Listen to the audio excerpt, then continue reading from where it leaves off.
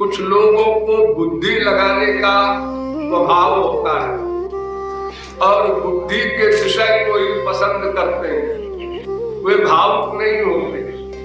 और कुछ लोग भावुक होते हैं, वे बुद्धि के विषय को पसंद नहीं करते।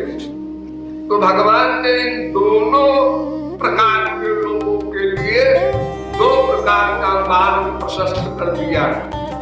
तो अपन गवार गृहस्थी में आसक्त ऐसे मनुष्यों को भी लाभ मिल गया। वो बेचारे कहाँ शास्त्र वेद पढ़ने जाए और फिर हजारों वर्ष में भी शास्त्र वेद का ज्ञान संभव है।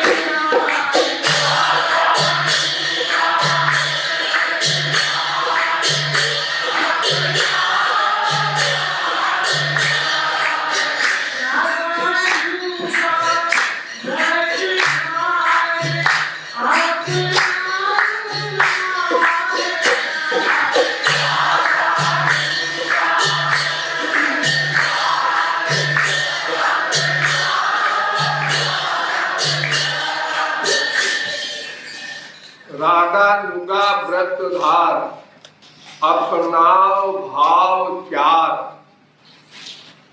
रागानुगा क्या है थोड़ा समझ लो।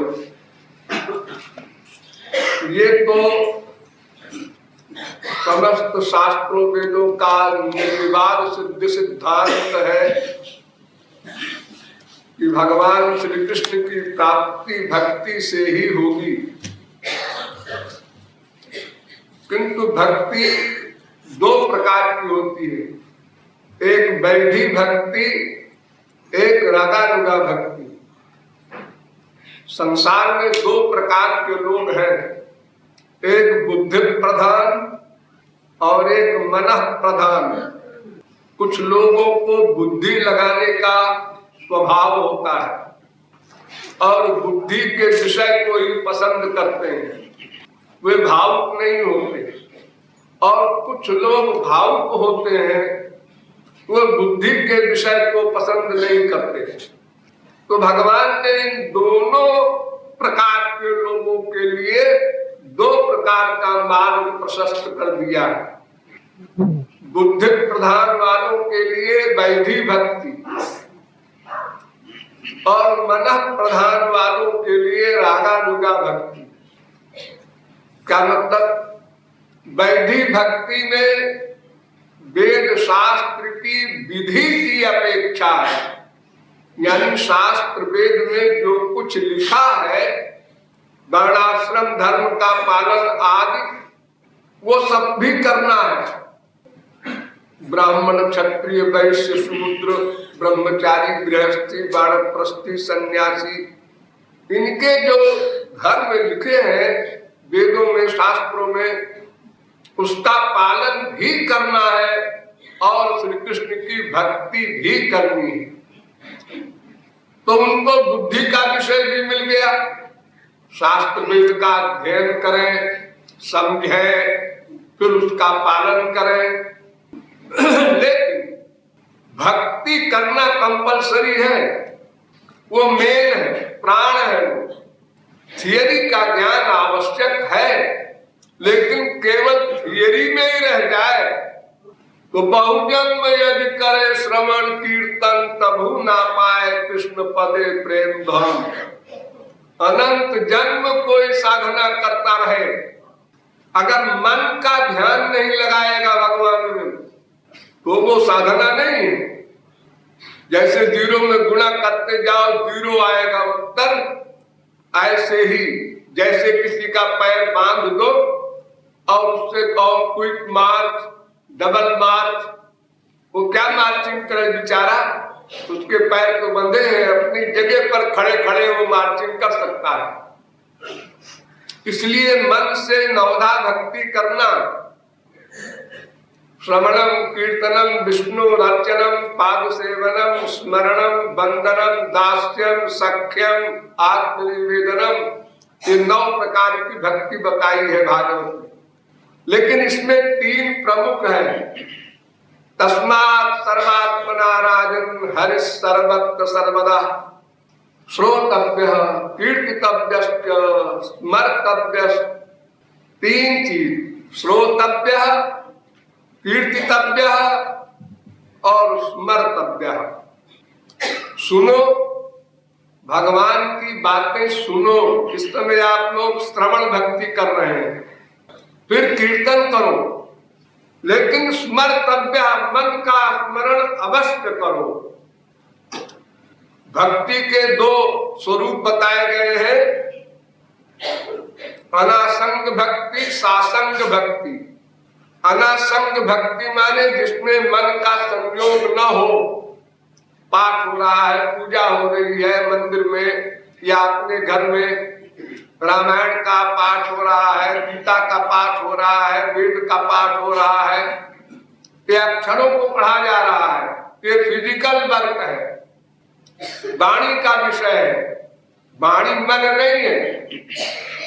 हम मन संसार में रख करके वाणी से कीर्तन कर सकते हैं, करते हैं क्योंकि इसका अभ्यास है।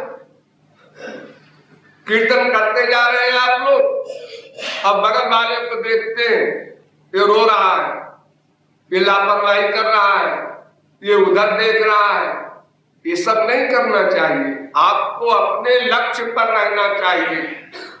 आपके बगल वाला क्या कर रहा है ये नहीं देखना चाहिए। गौरांग महाप्रभु के जमाने में एक साधक बड़ा कठोर हृदय वाला था, उसके आंसू नहीं आते थे कीर्तन में, रूप ध्यान भी करता था बेचारा, फिर भी आंसू नहीं आते थे। तो वो लाल मिर्च की पोटली बना के ले जाता था और सबके पीछे बैठे और आंख में उसको ऐसे लगा दे तो आंख से पानी गिरने लगे तो लोग समझ लें कि आंसू आ रहे हैं। तो किसी ने शिकायत कर दिया गौरांग महाप्रभु से कि महाराज जी पाखंड करता है, मिर्ची ले आता है और आंख में लगा करके पानी निकालता है। महाप्रभु जी ने बुलाया उसको, क्यों भाई तुम ऐसा क्यों करते हो, दंभ को वर्जित है। उसने कहा महाराज क्या करें, हम थक गए, परेशान हो गए, सोचते सोचते फील करते करते मेरे आंसू ही नहीं आते, तो हम आंखों को दंड देते हैं। तो महाप्रभु जी ने उसको चिपटा लिया और जिस आदमी ने शिकायत किया था उसको सत्संग से निकाल दिया कि तुम यहाँ इंक्वायरी करने आते हो, कौन आंसू बहा रहा है, कौन मिर्ची लगा रहा है, कौन क्या कर रहा है, तुम साधना करने आए हो, तुमको साधना करना चाहिए। तो रूप ध्यान परमावश्यक है। मन को भगवान के पास ले जाने का नाम है उपासना। उप अस धातु से ल्यू प्रत्यय होकर अन होकर के बनता है उपासना शब्द, जिसका अर्थ है भगवान के पास ले जाना। किसको? मन को, हाथ पैर आंख कान नाक इंद्रियों को नहीं। तो स्मरण सबसे प्रमुख भक्ति है, वो तो वैधि भक्ति वालों को भी करना पड़ेगा, लेकिन साथ में शास्त्र वेद की विधि का पालन भी करे। संसार से वैराग्य नंबर 1 परमावश्यक, वास्तविक महापुरुष गुरु की शरणागति नंबर 2। ये वैधि भक्ति में भी कंपलसरी है और रागानुगा भक्ति में भी। लेकिन रागानुगा में शास्त्र वेद की विधि का पालन नहीं करना है, तो अपण गवार गृहस्थी में आसक्त ऐसे मनुष्यों को भी लाभ मिल गया। तो बेचारे कहाँ शास्त्र वेद पढ़ने जाए, और फिर हजारों वर्ष में भी शास्त्र वेद का ज्ञान असंभव है। तो कोई महापुरुष मिल जाए और संक्षेप में ज्ञान करा दे हमारे काम के लिए, ये तो संभव है। लेकिन वेदों का अध्ययन करके उसको समझ करके और कोई पार चला जाए, असंभव है। वेद ने रोक दिया है, आचार्यवान पुरुषो हि वेदो। वास्तविक श्रोत्रिय ब्रह्मनिष्ठ महापुरुष के द्वारा मुझे समझना, अपने आप न पढ़ लेना कोई वेद, कंफ्यूज हो जाओगे। ब्रह्मा नहीं समझ सका वेद को, भगवान ने अपनी शक्ति दी, तो और कौन दावा कर सकता है हम समझ लेंगे। तो शास्त्र वेद की विधि का पालन करते हुए मन से श्री कृष्ण भक्ति करे, ये वैधि भक्ति। और शास्त्र वेद की विधि का पालन न करते हुए केवल भक्ति के नियमों का पालन करते हुए गुरु की शरणागति में रहकर भक्ति करे, ये रागानुगा भक्ति। लेकिन एक बात सामने आती है कि भगवान की भक्ति करने जब हम चलते हैं तो भय लगता है। अरे भक्ति माने प्यार। हम संसार में माँ से, बाप से, बेटे से, बीवी से, पति से, सबसे प्यार करते हैं, पड़ोसी से भी करते हैं, लेकिन वो हमारी कक्षा के हैं, इसलिए हम प्यार कर लेते हैं आराम से। लेकिन भगवान सर्वद्रष्टा, सर्वनियंता, सर्वसाक्षी, सर्वेश्वर, सर्वशक्तिमान है, और कहा हम फटीचर, तो हमारा साहस नहीं होगा भगवान से प्यार करने को। अरे अपना भगवान वाला रूप दिखा दिया अर्जुन को, गीता के आप लोगों ने पढ़ने में समझा होगा। अर्जुन डर गया, कांपने लगा, पसीना पसीना हो गया, धनुष बाण हाथ से छूट गया, और कहा महाराज में भगवान नहीं चाहिए। फिर क्या चाहिए? आप मेरे सखा रूप में थे, जब से पैदा हुए बस सखा रूप में रहिए, ये भगवान हमको नहीं चाहिए, बाद आया। अरे जरा सा आपका बाप, आपका बेटा, आपका पति, आपकी बीवी कोई भयानक रूप धारण कर ले जब गुस्से में, तो आप डर करके घर छोड़ के बाहर चले जाते हैं। फिर भगवान के स्वरूप को देखने की शक्ति क्या है, जिसके एक एक रोम में अनंत कोटि सूर्य की वो टेम्परेचर है, कौन सह सकता है? दिव्य दृष्टि दिया अर्जुन को, तब भी उसका बुरा हाल हो गया। ऐसे तो देखने का प्रश्न ही नहीं। तो रागानुगा भक्ति में भगवान ने नियम बनाया कि मुझको 4 रिश्ते में मान लो, दास्य भाव, सख्य भाव, वात्सल्य भाव, माधुर्य भाव।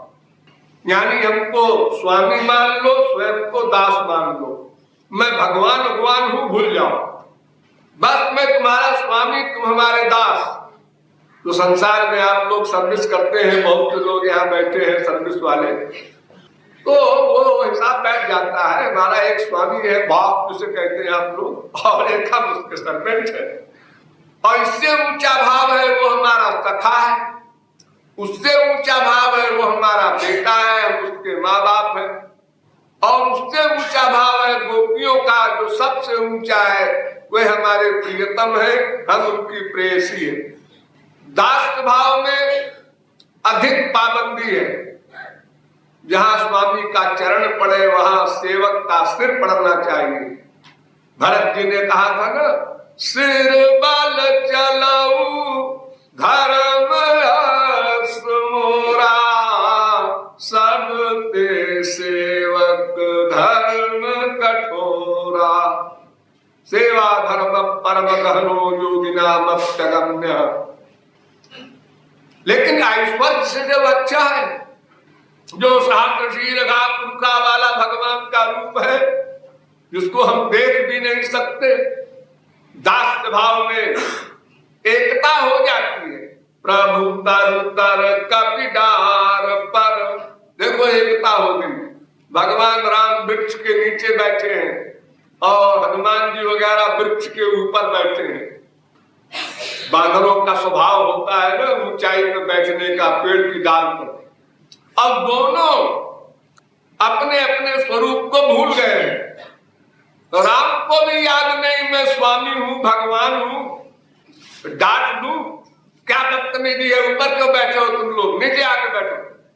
और हनुमान जी वगैरह को भी होश नहीं कि मैं दास हूं, मेरे स्वामी नीचे बैठे हैं, मैं ऊपर बैठा हूं, कितना गलत है। दोनों भूल गए प्रेम समाधि में। दास भाव का प्रेम है। सत्य भाव तो और उससे ऊंचा होता है। सखा लोग ठाकुर जी को घोड़ा बनाते हैं, कंधे पर बैठ करके अपने पैर की एड़ी से ठाकुर जी के पेट में मारते हुए कहते हैं घोड़े तेज चल। अब उस मार को खाकर ठाकुर जी विभोर हो जाते हैं, क्योंकि जानबूझ के तो हारे हैं उसी लात खाने के लिए। भगवान को कोई हरा तो नहीं सकता, लेकिन भक्त को सुख देने के लिए भक्तानाम विनोदार्थम करोमि विविधा क्रिया, अनेक प्रकार की क्रियाएं भगवान करते हैं अपने भक्त को सुख देने के लिए। अब जो बात पड़ोसी से नहीं कह सकते वो हम नौकर से कह सकते हैं, लेकिन जो बात नौकर से भी नहीं कही जाती वो दोस्त से कहते हैं। और नौकर से कहते हैं बॉय आओ बाहर आओ, कुछ प्राइवेट बात करना। और जब इसके ऊपर आप गए वात्सल्य भाव में, जब माँ बाप से बात करते हैं प्राइवेट, तो वहां दोस्त भी नहीं रहता, और गहरा संबंध हो गया आपका। और उससे ऊंचा जब आप संसारी स्त्री पति भी प्राइवेट बात करते हैं तो वहां माँ बाप भी नहीं रहते हैं, सबसे प्राइवेट। तो स्त्री पति का प्रेम तो बहुत छोटा सा है, ये प्रियतम प्रेयसी का प्रेम जो परकिया भाव का है गोपियों का, ये सर्वोत्कृष्ट है। तो इन चार भावों से प्यार करना है। और माधुर्य भाव जो अंतिम है उसमें ये लाभ है कि जब चाहो श्याम सुंदर को पति मान लो, जब चाहो प्रियतम मान लो, जब चाहो बेटा मान लो, जब चाहो सखा मान लो, जब चाहो स्वामी मान लो। चारों भाव का समावेश है माधुर्य भाव में। तो रागानुगा भक्ति में पहली शर्त शास्त्र वेद की विधि आवश्यक नहीं, दूसरी शर्त संसार से वैराग्य, तीसरी शर्त गुरु की शरणागति, चौथी शर्त भगवान की 3 प्रकार की प्रमुख भक्ति मन से करना, श्रवण कीर्तन स्मरण। और अंतिम शर्त है कि दास्य भाव, सत्य भाव, वात्सल्य भाव, माधुर्य भाव, इन 4 भावों से भक्ति करना, ताकि तुम्हें कोई परेशानी न हो। तुम ये न सोचो बड़े आमार सामहीन अपना के माने बड़। गौरांग महाप्रभु ने कहा भगवान को बड़ा मत मानो, अपने को बड़ा मानो। भगवान को बड़ा मानोगे तो प्यार न कर सकोगे। देखो किसी का लड़का कलेक्टर है, कमिश्नर है, गवर्नर है, माँ उसको ये नहीं मानती। माँ तो अपना बच्चा मानती है, तभी डांट देती है तुझे कभी अकल भी आएगी। अरे माँ मैं गवर्नर हूँ, पूरे प्रांत को संभालता हूँ, मुझे अकले नहीं है, तू बेपढ़ी लिखी, तेरे अंदर बड़ी अकल है। चुप रह नहीं, अभी एक झापड़ लगाऊंगी। माँ को इतना अधिकार है, वो नहीं मानती क्या काबिलियत है मेरे बेटे में। अरे मुझसे पैदा हुआ, क्या काबिलियत होगी। इसी प्रकार एक साधारण बेपढ़ी लिखी स्त्री पति को डांट देती है। एक बार मैं इलाहाबाद में एक हाई कोर्ट जज के यहाँ गया, अचानक गया, हमेशा जाया करता था। तो देखा तो हम ड्राइंग रूम में पहुंचे ही थे कि बगल के रूम में लड़ रहे थे मियां बीवी। तो स्त्री कह रही थी कि तुमको अकल कभी नहीं आई। बताओ, जिंदगी और मौत का फैसला करने वाला जस्टिस, और उसके लिए बीवी कह रही तुमको अकल कभी नहीं आएगी। इतने में अचानक हम उस कमरे में दाखिल हो गए, लड़ाई खत्म हो गई। अरे खाना क्या